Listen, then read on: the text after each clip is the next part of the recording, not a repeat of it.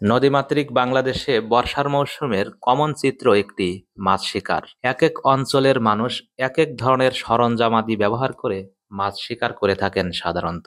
দর্শক, ভিডিওতে দেখতে পাচ্ছেন বালাগঞ্জের বাজারের পাশেই যে একটি নদী প্রবাহিত হয়ে গেছে।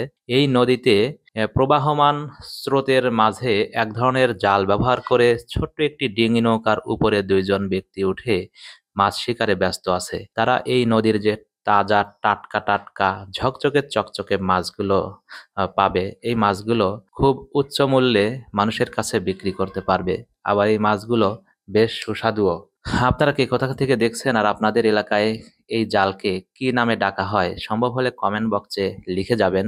আর আপনারা কিভাবে মাছগুলো শিকার করে থাকেন? আমরা জানি কেউ কারেন্ট জাল, কেউ ঠেলা জাল, কেউ খেওয়া জাল, বিভিন্ন ধরনের জাল ব্যবহার করে থাকেন।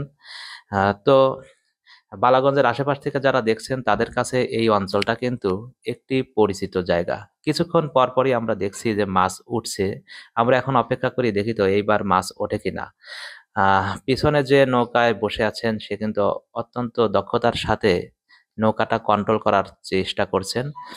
এখন মাছ ওঠে কিনা দেখব। সম্ভবত মাছ ওঠে নাই, তবে ৩-৪ বার পর পর একবার করে এই সাদা সাদা কি ধরনের মাছ পাওয়া যাচ্ছে, ছোট বড় হরেক রকমের মাছ পাওয়া যাচ্ছে। তো ভালো লাগলে ভিডিওটা শেয়ার করে প্রোফাইলে রেখে দিবেন। আর আপনি যদি সিলেট অঞ্চলের হন তাহলে আপনাদের যেহেতু এই এলাকার এই দৃশ্য এটি আপনাদের কাছে অবশ্যই ভালো লাগবে, কমেন্ট করে সাথে থাকবেন।